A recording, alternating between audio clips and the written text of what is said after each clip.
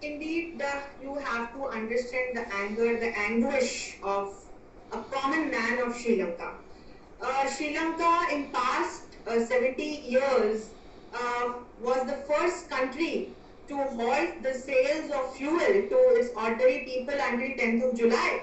That was the economic situation of Sri Lanka.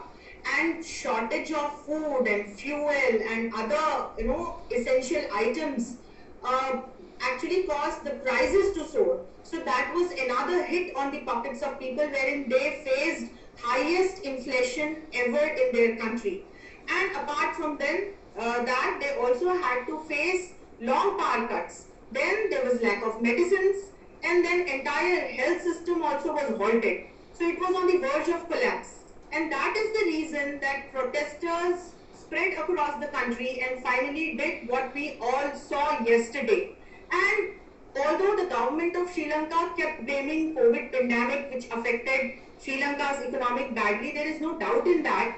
And it actually Sri Lanka is mostly based on its tourist trade, and that was badly hit because of COVID pandemic. But when you look at the articles, when you look at the reports by different experts and institutions throughout 2019 till now, you get to know that basically there was an economic mismanagement which became the actual reason for what happened in Sri Lanka yesterday.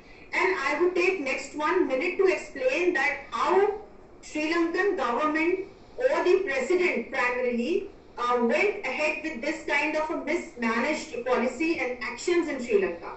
So see, since 2009, if you see, Sri Lanka was choosing to focus more on providing goods to the domestic market instead of trying to break into foreign ones.